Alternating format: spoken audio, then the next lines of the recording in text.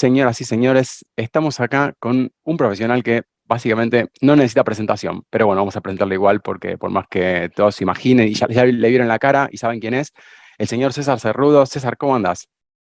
Hola, ¿todo bien, Fede? ¿Y vos? Muy bien, todo bien. La verdad que estoy súper contento de poder charlar con vos. Hace tiempo largo que no hablamos y que no nos cruzamos, especialmente en esta etapa de que fue todo pura virtualidad.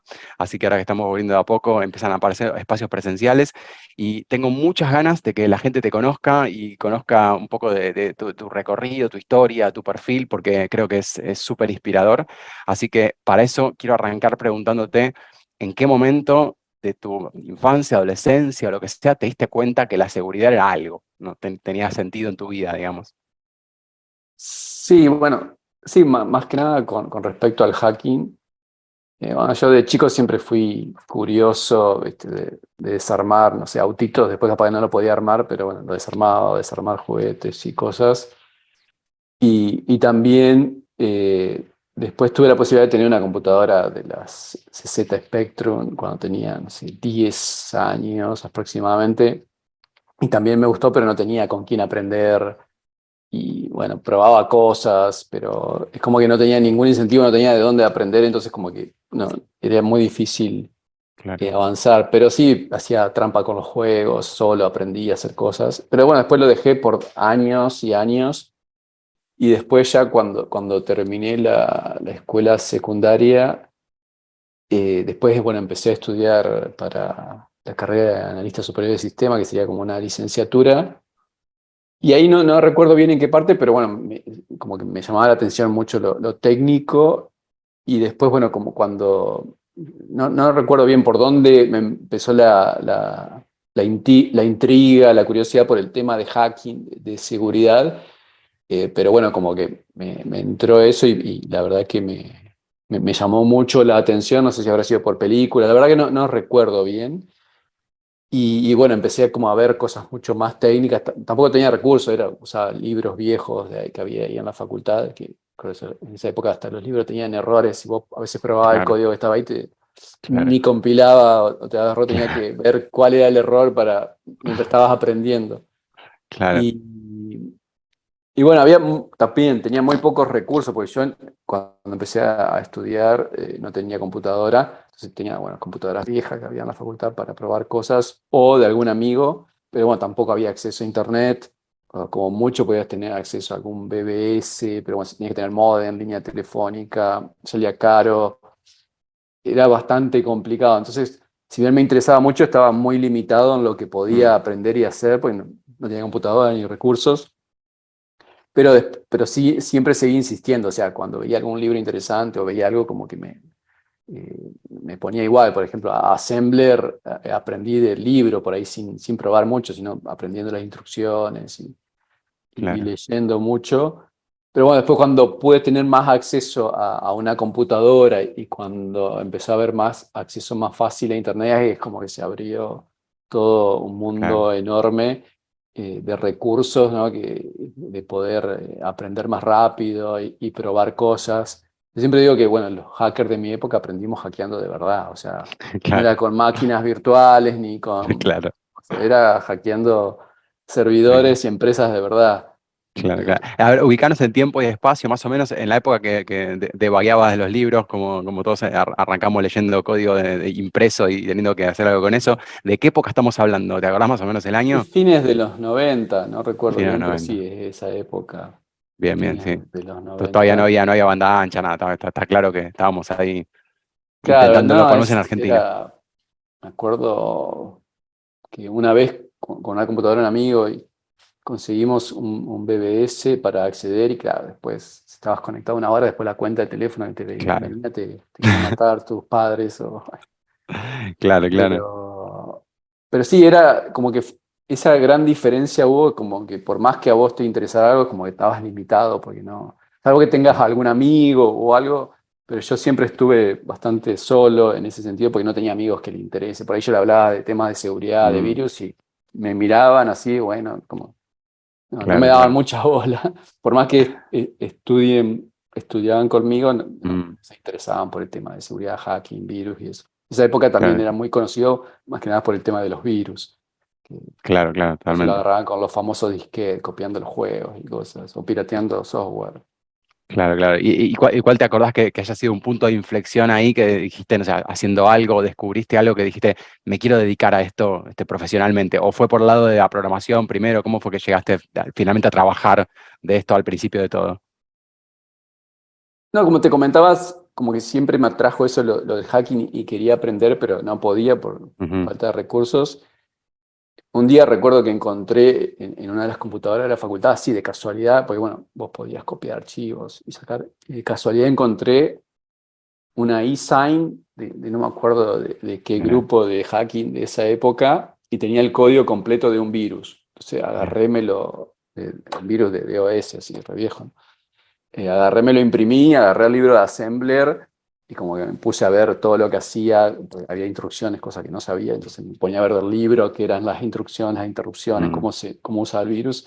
Y me acuerdo que eso me apasionó, que era, imagínate, no tenía computadora, estaba con el wow, código del virus impreso y con un libro y aprendiendo a ver qué hacía el virus, cómo se replicaba, cómo infectaba. Entonces, como que ahí eso es como que me encantó y me surgió de querer aprender más, porque por ahí es difícil posicionarse y decir, mira, a vos te gusta algo, pero es como que no tenés la forma de poder hacerlo. Entonces es bastante frustrante porque a vos te gusta algo y no tenés dinero, no tenés recursos, ¿no? Y ves muy lejano poder accederlo. Entonces, bueno, me acuerdo que ese momento parece una estupidez, pero bueno, fue un momento muy lindo que siempre me acuerdo.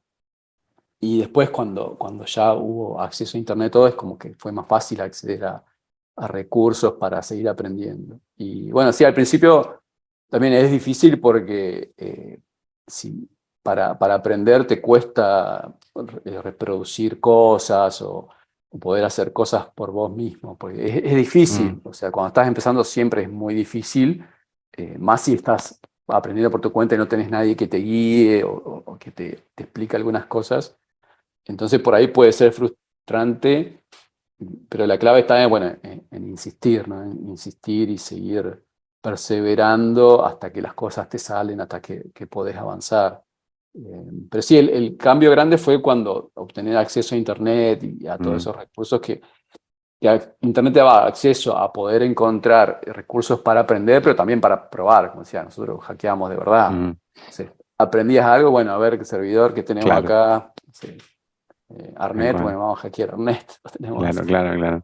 Totalmente. Sí, sí, parece bastante lejano mirándolo desde hoy, ¿no? El tema de que las cosas hayan sido menos accesibles o que la información no sabía dónde estaba, que había que leer libros en inglés y todavía uno no había aprendido inglés, o los que eran de bibliografía muy vieja, ¿no? Hoy parece una cosa muy loca, ¿no? Y que uno tiene todo a un clic de distancia, todo súper instantáneo. Me parece como una historia que de muchos años atrás, pero es tipo unos 20, 25 años atrás, no estamos hablando de la prehistoria, así que es interesante. Pero a ver, cuando te encontrabas ante esa frustración, ¿no? O sea, eso me parece interesante porque hoy la gente tiene otra tolerancia a la frustración también. Cuando te encontrás con eso, ¿qué te da motivación para darle más adelante si no sabías si ibas a seguir con eso trabado por ahí no sé cuánto tiempo? O sea, ¿dónde encontrabas vos las ganas y la motivación?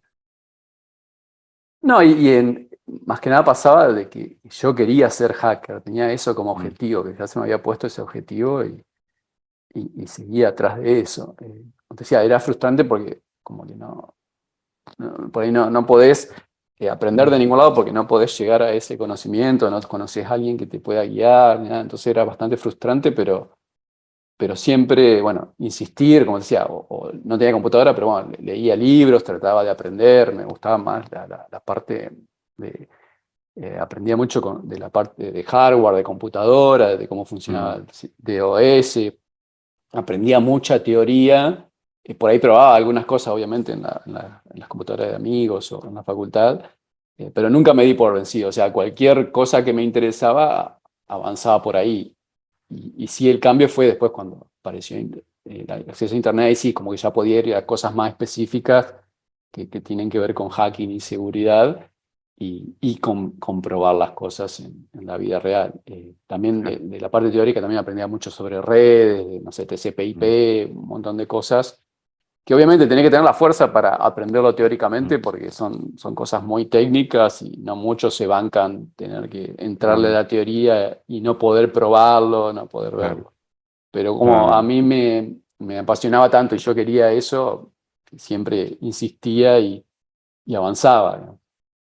está buenísimo, está buenísimo. Y después, ¿en qué momento ya empezaste digamos, la época donde aparece ya banda ancha, etcétera, las conexiones con otras personas? ¿Recordás algún grupo, algún grupo de gente, alguna conferencia, algún momento donde hayas empezado a conectarte fuerte con la comunidad o con el resto de las comunidades en otros lugares? Y yo estuve siempre bastante aislado porque, bueno, por un lado vivía en el interior de Argentina, en Paraná, Entre Ríos, que tampoco hay mucha gente que se dedica a informática y menos a seguridad. Entonces, Claro. muy aislado por ahí de Buenos Aires, que es más grande y más gente. Y no tenía ningún grupo. Después, bueno, cuando empecé a conocer gente fue cuando empecé a viajar, que la primera vez que fui a Black Hat, creo que fue en el 2003, en Seattle, que fui a Black Hat y a Microsoft a dar unas charlas. Y ahí fue cuando empecé a relacionarme, porque si no, yo estaba bastante aislado. Por ahí estaba en lista de distribución de Mm, emails, claro, no era, era más que nada, ¿viste? Bueno, sí. publicar algo, leer, pero no tenías por ahí mucha interacción con la gente. Ujú, Entonces, cuando esa primera vez que fui a Black Hat y a Microsoft, la verdad que eso me abrió los ojos y vi que había gente de mi edad que ya tenía empresas mm, de seguridad que trabajaban ahí para las principales empresas tecnológicas, como que era totalmente otro mundo de que yo no conocía. Y bueno, ahí empecé a relacionarme más con gente del ambiente de seguridad y siempre empecé más por afuera de Argentina, ¿no? Porque mm, empecé a ir a eventos afuera de Argentina. Y después sí, cuando me acuerdo que en un evento en México conocí a gente de Argentina, que ahí mm, lo conocía a Nico Weisman, creo que eso fue en el 2005, o por ahí, no me acuerdo. Nico Weisman y otros chicos de Argentina. Entonces como que ahí me empecé a hacer, mm, a conocer gente de Argentina que estaba en hacking y inseguridad, pero antes de claro, eso no conocía a nadie de Argentina. claro, claro. Y después, bueno, a través de ello empecé a conocer otros más. Y después, bueno, con Eco Party, cuando llegó Eco Party, ahí fue como que, obviamente en la primera éramos, la Sí, primera que en realidad 120 por es ahí. la Sí, sí, tercera, claro. Los eran, 120 del Bauen. claro, eran poca gente y ahí como que empecé a conocer mucha más gente, ¿no? De Argentina, de la comunidad de hacking, pero siempre por mis situaciones como que estuve bastante Mm, aislado, solo, y después, bueno, de ahí después se fue dando por las conferencias, todo, ir conociendo gente y relacionándome más con gente del ambiente. bien, buenísimo. Y a ver, esa primera charla, esa primera presentación que hiciste ahí en Black Hat, ¿cómo se te ocurrió presentarla o ir o proponerla? ¿Cómo fue? ¿Estabas haciendo un research? ¿Habías probado cosas que te copaban y querías contarlas? ¿Cómo fue ese proceso? Porque la primera es como que te reanimaste ahí. ¿Cómo fue? Sí, en realidad ya lo he comentado un par de veces y fue una experiencia que estuvo muy buena, pero fue súper difícil, Mm, súper difícil. Yo había hecho, porque eso durante el 2002, un montón de research de SQL Server, había encontrado un montón de problemas de seguridad y también inventé algunas técnicas de SQL Injection específicas para SQL Server. Entonces, Black Hat era como una de las conferencias. En esa época era nada que ver de lo que ahora Black Hat. claro. No sé, en esa que fui a Black Hat habrán sido también 200, 300 personas, no era muy grande. Wow. Y, pero era un lugar que yo conocía que estaba bueno porque ahí también publicaban las presentaciones y había material bueno para aprender. Entonces yo la tenía como referencia. Entonces se me ocurrió mandar la investigación, la propuesta. Y bueno, la eligieron. La verdad que me sorprendió que la hayan Ujú, elegido, no lo esperaba. Pero bueno, cuando la eligieron es como que se me abrió un problema. ¿Por qué? Porque yo tenía que mm, ir a Seattle, Estados Unidos. Nunca había ido a Estados Unidos. O sea, no tenía pasaporte, mira, no tenía visa, no tenía dinero tenía justo, inglés hablaba muy mal, entonces mira, como que tenía 10.000 dificultades y la verdad que no, como que en un principio estaba muy alegre por la idea, pero después me entró preocupación por todos esos problemas, pero dije, bueno, no, esta oportunidad tengo que intentar todo lo que sea para poder ir. Entonces, bueno, yo había estudiado inglés de chico, pero siempre fui mal para la parte oral y nunca practiqué. Entonces, en vez de mejorar, fui empeorando. Porque en esa época no había muchas charlas, era Claro, todo claro. más No había email Netflix. o chat. Más que nada mucho email, pero no tanto chat, o a veces más o menos. Entonces la parte oral era terrible. Entonces, bueno, Mm, fui a un par de clases con una profesora de inglés bueno, y armé una presentación y me aprendí más o menos de memoria en inglés la presentación. Y bueno, entonces por ese lado zafaba la parte de inglés, pero me faltaba resolver lo del pasaporte y lo de la visa. Y en esa época, el pasaporte, hacerlo del interior te llevaba 3 meses, wow. o 3 a 6 meses hacer el pasaporte, y yo tenía que en 2 meses viajar, no recuerdo bien, 1 mes y medio, 2 meses. Entonces yo ya lo veía imposible. Pero bueno, fui a hacer el pasaporte y le dije que por favor que lo hicieran rápido, y mi viejo fue a hablar también. Me acuerdo que me dijeron, pero sí, no te hagas problemas, te vamos a tomar como que sos el hijo del presidente y te lo vamos a hacer. Yo pensé que me estaba gastando, ¿viste? Mira. En esa época lo hacían en la Policía Federal. eh, Por eso que me decía, encima el presidente en esa época, imagínate, 2003, de la Rúa, el hijo de, creo que ya estaba, todavía estaba de la Rúa, o ya se estaba yendo, sí, sí. pero no era una buena cosa, Mm, analogía. Y bueno, yo dije, bueno, que sea lo que sea. Porque encima tenía que esperar que me den el pasaporte para poder gestionar la visa en Estados Unidos, para Estados Unidos. Y bueno, por milagro, a los 20 días creo que llegó el pasaporte. O sea, wow. parece que en serio lo apuraron Pues yo Bien. le expliqué que tenía que ir a una conferencia, o sea, más o menos le Claro. lloré ahí a la Policía Federal que por favor me lo hagan rápido, que necesitaba para ver. Y bueno, llegó el pasaporte, bueno, ahora tenía el desafío de poder tener la visa, que en esa época, Claro. si ahora es difícil conseguir la visa, en esa época era súper Claro. difícil, porque directamente Claro, era después del como, 2001 encima, claro. claro, era básicamente de 100 a 1 o 2 se la dan, porque básicamente asumían que Claro. vos ibas a quedar irte ilegal a Estados Unidos por todos los quilombos que había en Argentina, como siempre. Pero bueno, en esa época era muy Mm, complicada, eso era el principio de 2003. Y, y bueno, saqué turno para la visa, por suerte el turno me lo dieron rápido y fui, y esto era a 2 semanas de tener que viajar, más o menos, ahí wow. nomás.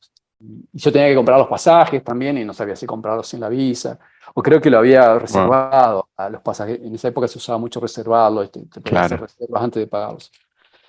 Y, y bueno, me fui por la visa y también tuve que viajar a Buenos Aires en esa época también, todo era en colectivo, 6, 8 horas a Buenos Aires, hacer cola ahí, bueno, te atendían y bueno, al principio es como que no, me decía, bueno, ¿a qué vas a ir a Estados Unidos? No, digo, voy a ir a una charla.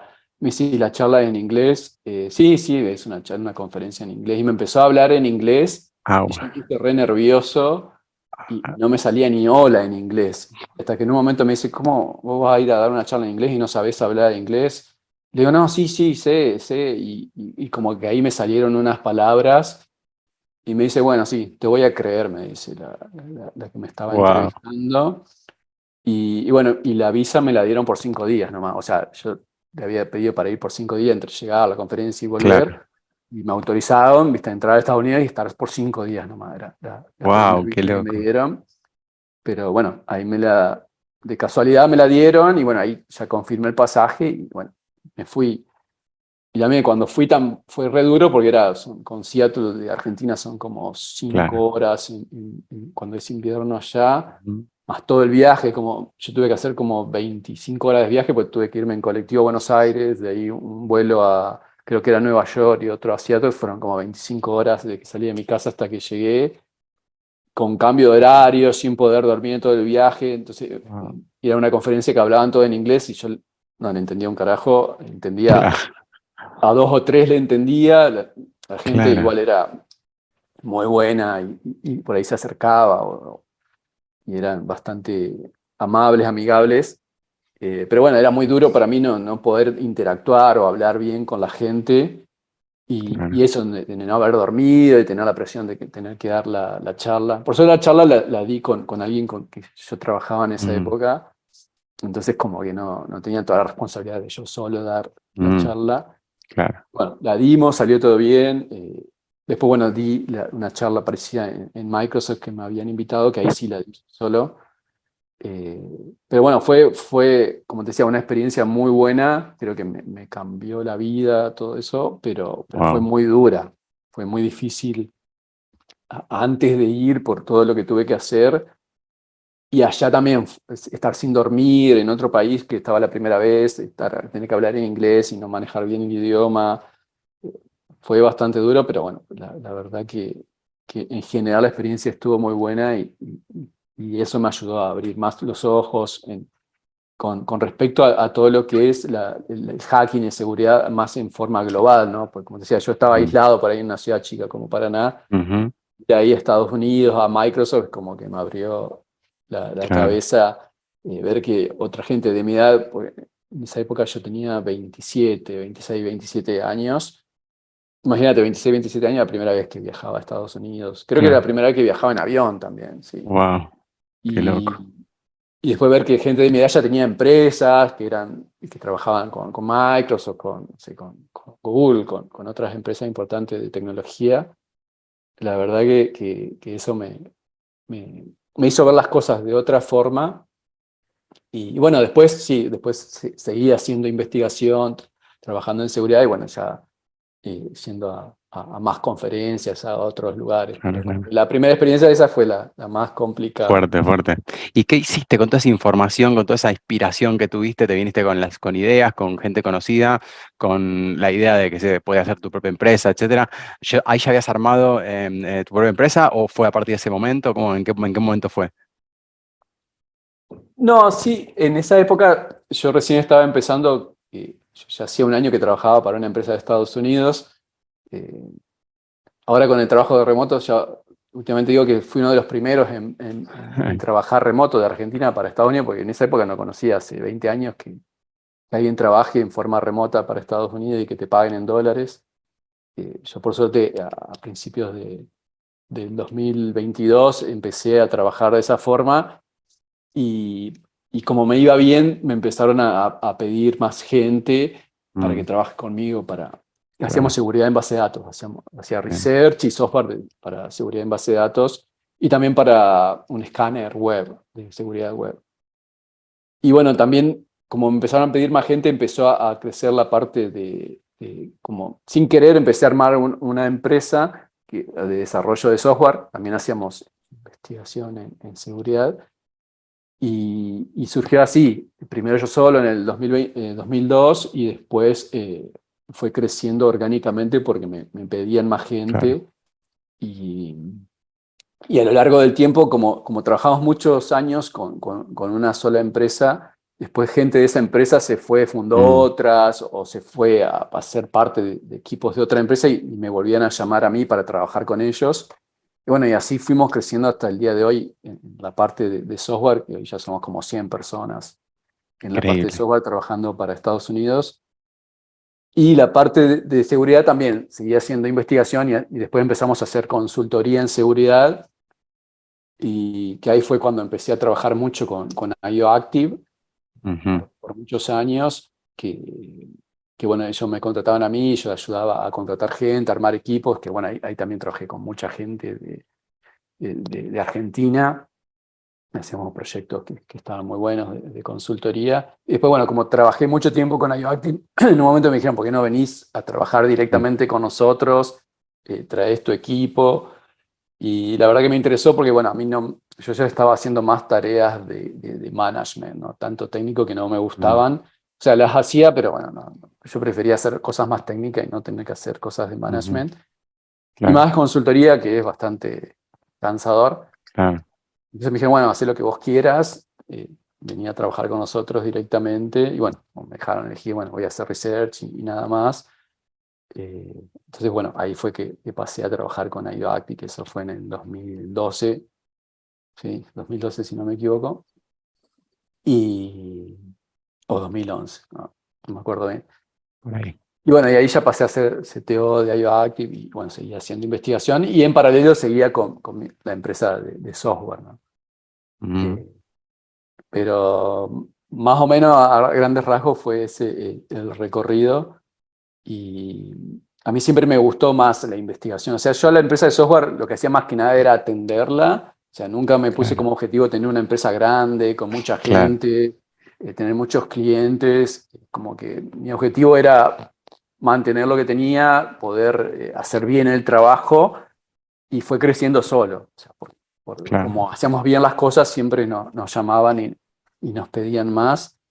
Pero yo siempre donde ponía más enfoque era en lo que era hacking, investigación, en seguridad. claro, claro, Siempre claro. eso fue lo que más me ha gustado y más me ha apasionado. Después, bueno, con el Bueno, tiempo se hace difícil, si te gusta lo técnico, porque lleva mucho mm, tiempo, o sea, la parte técnica lleva claro, muchísimo tiempo. Si querés hacer algo interesante, nuevo, es mucho, mucho tiempo que hay que dedicarle. Básicamente, tu vida, la mayor parte de tu vida le tenés que dedicar a eso, pero bueno, después cuando vas creciendo tenés más responsabilidades, tenés familia, muchas cosas, y bueno, claro, lamentablemente uno tiene que definir prioridades, entonces bueno, por ahí lo fui dejando más del lado de lo meterme mucho, mucho en lo técnico, y lo que claro, sí hice en los últimos años fue armar equipos en vez de estar yo solo, porque siempre trabajé como yo solo, la mayor parte mm, de investigaciones fueron, claro, las hacía yo solo. Entonces después fue más en equipo, trabajando con otras personas. Entonces de esa forma me permitía seguir haciendo investigación y tal vez no estar tanto en lo técnico, sino estar mm, más con la parte de ideas, de, mm, de liderar, de gestionar el research, obviamente hacer algunas cosas técnicas. Pero bueno, eso también fue en los últimos años que he transicionado más hacia eso, ¿no? De tratar de hacer investigaciones en equipo y bueno, aportar mi experiencia por ahí desde otro ángulo que también contribuye a la investigación, pero no tanto en la parte más técnica en sí. mm. Sí, buenísima. Yo recuerdo, o sea, debemos haber conocido por ahí 2005, por ahí cerca, y todavía tenías pelo largo, me acuerdo, y Sí, ahora tengo un poco ya de... desde tus primeras charlas, que al principio, como decías, el tema de base de datos, etcétera, hasta todas las cosas que estuviste haciendo después, siempre fueron cosas como algunas diferentes, creativas y como diferentes, distintas entre sí incluso. ¿Y de dónde, cómo te surge la idea de, bueno, voy a investigar esto porque te interesó o porque pinta el tema en, no sé, en la industria se está hablando de esto y vas para ahí? ¿O cómo se te ocurren los temas de investigación o cómo marcas tu propia agenda para estudiar esos temas? Sí, a mí al principio, como yo empecé con SQL Server, con Microsoft SQL Server, fue más que nada porque yo era más, bueno, en esa época era muy, muy famoso, surgía el SQL Injection y era básicamente con SQL Injection podían hackear casi cualquier servidor que estaba en Internet, ¿no? Y también yo era, como venía de hacer desarrollo de software y había trabajado con SQL Server, era como que estaba muy familiarizado con eso. Entonces, como de entrada me metí más con eso y, y en un principio siempre me asociaban como que hacía seguridad en base de datos nomás. Yo decía, no, si yo había Mm, hecho un escáner web de claro, seguridad, que lo hice, hicimos un escáner web completo entre pocas personas, que en esa época era de los mejores, sino que para la empresa que lo hicimos después decidió abandonarlo, pero me acuerdo cuando lo hicimos mira, los comparábamos con todo lo que había y era de lo mejorcito lo que nosotros habíamos hecho. Entonces había mucho de seguridad en web, pero como claro, que como había hecho dos o tres research de SQL Server, de SQL Injection, como que todo el mundo me asociaba con eso. claro. Y bueno, después ya me cansó ese tema y me puse a ver más cosas de Windows. Quería aprender cómo exploits en Windows, cómo explotar vulnerabilidades en Windows, distintos tipos de vulnerabilidades. Entonces empecé a aprender cómo funcionaba Windows internamente. Entonces, por ejemplo, con Process Monitor, creo que se llama, Ujú, no me acuerdo si ahora le cambiaron el nombre, que te muestra los procesos y ujú, vos podés ver incluso los threads y dentro de cada proceso ver los objetos que hay. Entonces me llamaba la atención ver qué eran esos objetos, cómo funcionaban. Entonces me puse a aprender y a probar. Y cuando y todo lo que tiene eso es como que hay muchas cosas que no están documentadas. Entonces cuando te claro, pones a probar tenés que adivinar algunas cosas, vas probando con así prueba y error Y bueno, justamente como no estaba documentado y eran cosas internas de Windows, por ahí encontraba problemas o veía cosas raras que me llamaban la atención y me ponía a investigar. Y también siempre tuve esa mentalidad de hacking y más ofensiva de poder cómo aprovechar ciertas cosas para sobrepasar protecciones o para abusar de funcionalidades. Entonces iba viendo distintos aspectos de eso que investigaba, cosas raras que veía, y entonces iba armando distintas o técnicas o encontraba vulnerabilidades. Y mientras hacía esa investigación es como que iba descubriendo Mm, otras tecnologías de Windows, que también al ir investigándolas, todo, iba encontrando problemas de seguridad y viendo cómo explotarlos. Entonces siempre, es como que siempre quería hacer algo nuevo y no quedarme con lo mismo. Por ahí la contra que tiene eso es como que no profundizás mm, a fondo en un tema, pero bueno, si te quedas a profundizar en un tema, eso te lleva años o mucho claro. tiempo. Y a mí siempre me gustó hacer cosas nuevas, ir avanzando, ir probando cosas. Y bueno, y así fue que fui cambiando de temas o de tecnologías que veía. Sí, en una época también hice, por ejemplo, algo sobre browsers, Internet Explorer más que nada, pero hice muy poco en una época y después más que nada sí hice mucho de Windows, de explotación en Windows, tanto de... Sí, algunas técnicas y otras vulnerabilidades también. Y bueno, después de eso también me cansé un poco de lo que era, pues era muy técnico, súper técnico, o sea, eso lleva muchísimo tiempo y también es bastante de nicho, es como que muy poca Mm, gente lo entiende. claro. Entonces, después empecé a tratar de ver más la problemática de seguridad en cuanto al problema técnico, pero también el impacto que tiene en la gente, en las empresas, que ahí fue, me acuerdo de una charla que tuve con Barnaby Jack, que lamentablemente, Ujú, bueno, yo hace unos años. Creo que esto nunca lo he contado mucho en detalle, pero bueno, hablando con él me decía, no, sí, yo me estoy enfocando más, porque él también era como yo, venía de hackear cosas de Windows, de kernel, como que teníamos el mismo background. Y bueno, entonces él me contaba, me acuerdo que estábamos en Alemania en una conferencia, y me contaba, no, estoy tratando de enfocarme en cosas que tengan gran impacto en la sociedad, gran impacto en las empresas. Entonces como que eso me cambió la visión, en por ahí salir mucho de lo de nicho y técnico y ver las cosas más globales, ¿no? Decir, bueno, a ver qué tecnologías son muy utilizadas alrededor del mundo y qué impacto tiene eso en las empresas, en las organizaciones, en la sociedad. Entonces, a partir de ahí me empecé a enfocar en eso, decir, bueno, a ver qué tecnología pueden ser y bueno, ahí fue que se me ocurrió las tecnologías relacionadas con las ciudades, con el tránsito, y de ahí surgió la investigación esa que hice de Hacking Traffic Control System, que fue una de las que más es conocidas. una bestialidad. No fue, Hermosa. siempre aclaro que técnicamente no fue mucho el desafío, pero sí fue el desafío en la parte logística, en la parte de coordinar todo, en la parte de darle forma, fue complicado. Pero lo técnico en sí no era tan complicado. Pero bueno, a partir de ahí es como que me enfoqué más en eso. Y después también, por ejemplo, hicimos con Lucas Zapa lo de los robots, que también el approach ahí también fue más general. Es decir, bueno, la investigación esta de control de tráfico era un dispositivo que, que era muy usado, que afectaba la parte de tránsito en varias ciudades. Pero bueno, me olvidé, de ahí se desprendió también que yo cuando hice esa investigación empecé a ver que no solo era ese dispositivo, sino la tecnología en general usada en las ciudades, que tenía problemas. Entonces ahí también hice una investigación de Smart Cities y tecnologías de Ujú, Smart Cities, como también llevando por ahí un problema en específico que era con ese dispositivo, ir más a lo global, viendo que era problema más amplio, más global en distintas tecnologías utilizadas en las ciudades. Y bueno, y ahí también ver el impacto que tenía. Entonces ahí surgió el research en Hacking Smart Cities.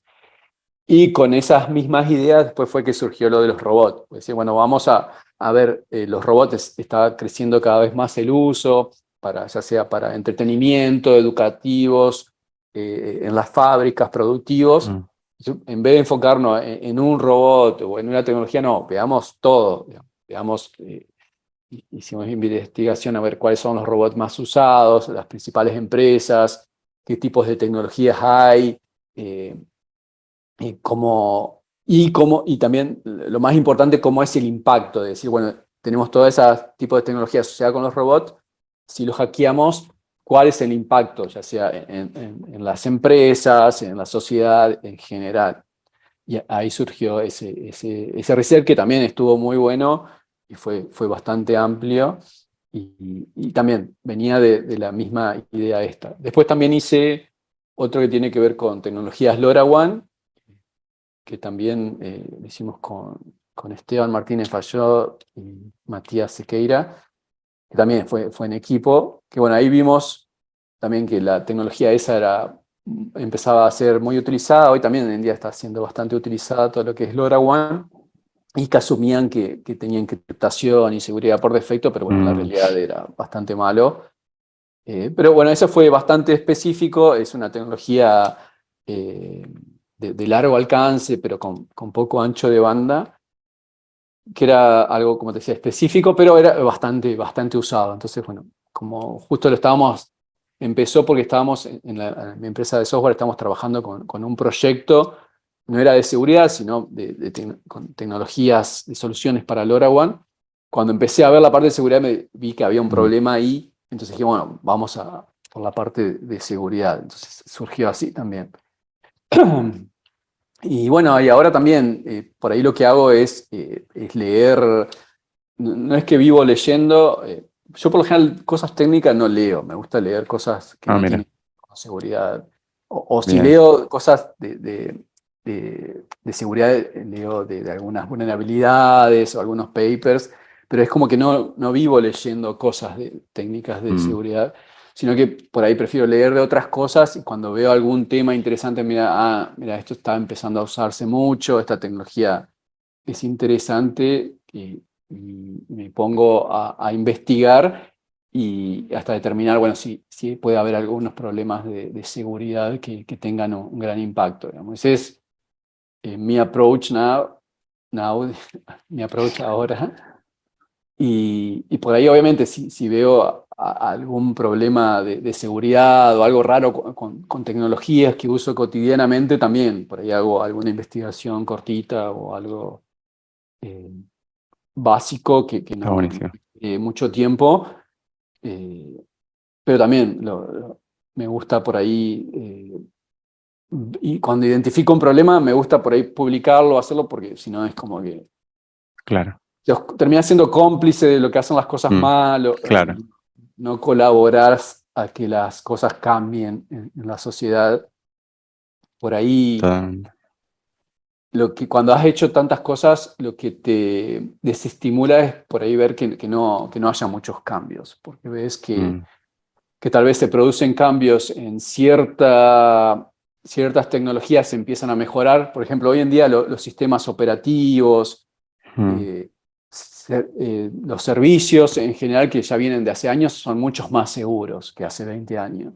Pero por otro lado, ves que las nuevas tecnologías, eh, IoT, por ejemplo, ahora tal vez está mejorando bastante, pero bueno, hace unos años era un desastre IoT. mm, O sea, los mismos problemas que habías visto durante 20 años en otras tecnologías que ya se han mejorado, que ya sabemos cómo evitarlos, cómo prevenirlos, surgen de nuevo en una nueva tecnología. Y bueno, lo mismo también lo que se está viendo en el mundo cripto ahora, que se roban millones cada tanto, mm, porque bueno, vuelven a cometer los mismos problemas eh, claro, que había hace 20 años, que se veían fácilmente claro, hace 20 años.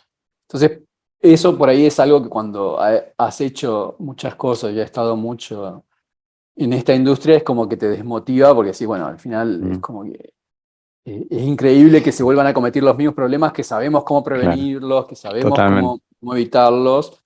Obviamente sabemos cómo solucionarlos también, pero no tendrían que tener que pasar. Y ahí es cuando te das cuenta que, bueno, esto más que nada por no pensar, por codicia, por ahí, porque en cripto mueve mucho dinero, entonces tiene incentivo claro, para sacar proyectos rápidos, hacer cosas rápidas, y también nadie se hace claro. cargo. Lo que tiene en cripto es que tampoco nadie se hace cargo Mm, cuando se roban dinero, por mismas características por ahí de centralización y cómo se maneja el mundo cripto. Pero bueno, tiene que ver con eso, con falta de responsabilidad y con determinada codicia que hace que, bueno, quieran hacer las cosas rápidos y así nomás para poder claro, recaudar dinero. Que es lo mismo que totalmente. pasaba en software, ¿no? En su Claro, época, al Microsoft principio. hace 20 años decía, Se bueno, acaba. tenemos que shipear, y bueno, shipear, no Claro, importa que sí, tenga sí, 20.000 agujeros de seguridad. Después cuando hubo esos grandes gusanos, esos worms que le causaron, creo que hasta billones de pérdidas a las empresas y a los gobiernos. Bueno, ahí Microsoft tuvo que ponerse las pilas y ajustar claro. y realmente invertir en seguridad y ser más serio en seguridad. Pero hasta principios de los 2000, digamos, todos los servidores de Microsoft y herramientas de Microsoft, incluido el sistema operativo, eran bastante desastrosos, ¿no? Después también con base de datos Oracle Ujú, fue bastante desastroso por muchos años. O sea, al final es como que terminan, no sé si aprendiendo, pero bueno, por motivos de negocios, saben que si no mejoran la seguridad van a bajar las ventas, van a tener menos ingresos, menos ganancias. Recién se ponen las pilas cuando hay problemas graves. bien, Realmente sí, con IoT, con cripto y con nuevas tecnologías que vayan surgiendo, se va a repetir la misma historia, que eso no está claro, bueno, pero bueno, claro, claro. es la realidad. Totalmente, sí, parece que la historia se repite, en algunos casos es medio cíclica. Estamos más o menos en tiempo, pero no quiero dejar de hacerte una pregunta súper importante. Hay un montón de gente que está escuchándote, que está iniciándose en el mundo de ciberseguridad, que está explorando, a ver, que le parece copado, que el hacking, que esto, que lo otro. Después es bastante más difícil, que estudiar un montón, les avisamos, pero eso es spoiler alert nada más. Pero a toda esa gente que está metiéndose, que le parece interesante y que tienen todo un camino por recorrer, ¿qué les recomendás? Si a veces te lo preguntan, quizás seguramente te preguntan por dónde empezar, qué les contás o qué consejos les darías a esas personas. Bueno, para empezar, yo creo que si a alguno le interesa aprender de hacking, para empezar lo que hay que hacer es empezar, aprender, o sea, agarrar lo que sea. Hoy en día está lleno de material, ya sea escrito, videos, libros gratis, papers. Por ahí un desafío puede ser que hay tanta cosa disponible que es Mm, difícil filtrar, es difícil agarrar cosas que sean más útiles. Y bueno, en ese sentido, por ahí lo que pueden hacer es, bueno, ir a sitios más confiables, organizaciones más confiables claro, y no de cualquiera que publique, claro, que- no de cualquier desconocido que publique algo en Internet, que por ahí puede ser cosas ciertas, buenas o no, pero bueno, empezar por sitios más confiables, todo lo que es web o lo que es OWASP, es muy bueno, ujú, tiene mucho material confiable y material de conferencias, ¿no? De que por lo general las conferencias hacen una selección de todas las propuestas, entonces lo que queda seleccionado por lo general es bastante bueno. Entonces los materiales de conferencias de hacking, de seguridad, y los papers que publican son bastante buenos y bueno mm, para aprender. Pero sí, lo principal es eso, dar el paso inicial y empezar a aprender todo lo que se pueda y probar. O sea, empezar a probar hoy en día con las máquinas virtuales, incluso hay plataformas online que permiten, mientras uno aprende, ir probando las distintas cosas y no darse por vencido, porque al principio creo que la diferencia entre los que logran aprender y avanzar y los que se quedan es la persistencia, la perseverancia en seguir probando hasta que lo logre y no darse por vencido nunca. O sea, si uno se da por vencido, obviamente no va a poder lograrlo, va a quedar en el camino, pero si realmente le gusta y realmente quiere llegar a aprender cosas de hacking, trabajar después en cosas relacionadas, no queda otra que tratar de aprender y insistir, insistir hasta que uno pueda avanzar y lograr las cosas. Si uno insiste y aprende y le busca la vuelta, seguro lo logra, eso es seguro. Lo que pasa es que, bueno, no es sencillo y a veces a algunos le puede costar más que otro, ujú. pero bueno, si uno insiste, tarde o temprano lo logra. A full, y claramente sos el ejemplo viviente de la insistencia, de darle para adelante y de explorar y de empujar para adelante, incluso ante la frustración, así que está buenísimo y me encanta todo esto que nos contaste. Realmente, nada, creo que sos uno de los colegas más humildes que he conocido en todo el mundo en ciberseguridad, así que te agradezco mucho por todos esos momentos que compartimos, conversaciones y tus charlas y todas las cosas que producís y tus research, así que creo que hay mucho para aprender ahí, mucho más allá incluso de la parte técnica, creo que de vos como profesional y como persona, así que te agradezco mucho en lo personal y espero que toda la gente pueda ver estas cosas que yo veo, que a través de mis ojos y del Zoom, en este caso, y del podcast, pueda conocerte un poco más. Así que te quiero agradecer un montón por esta charla. Solamente dejanos alguna, si tenés, no sé, un medio de contacto, redes sociales o dónde estás para que la gente te pueda contactar, seguir, agregar, LinkedIn, Twitter, lo que sea que quieras dejarnos de datos. Sí, bueno, antes que nada, bueno, también agradecerte a vos, Fede, y a Ecoparty por la entrevista, por la oportunidad de poder compartir este momento que espero que les sea útil a las personas. Y no, y sí, en Twitter es César Ser, mi usuario, y mi email donde pueden contactarme es cesar@argenis.com. Pueden contactarme Espectacular. por ahí. Igual, hoy en día con todas las herramientas que hay, Totalmente. me encuentran, me En cualquier encuentran lado. fácil.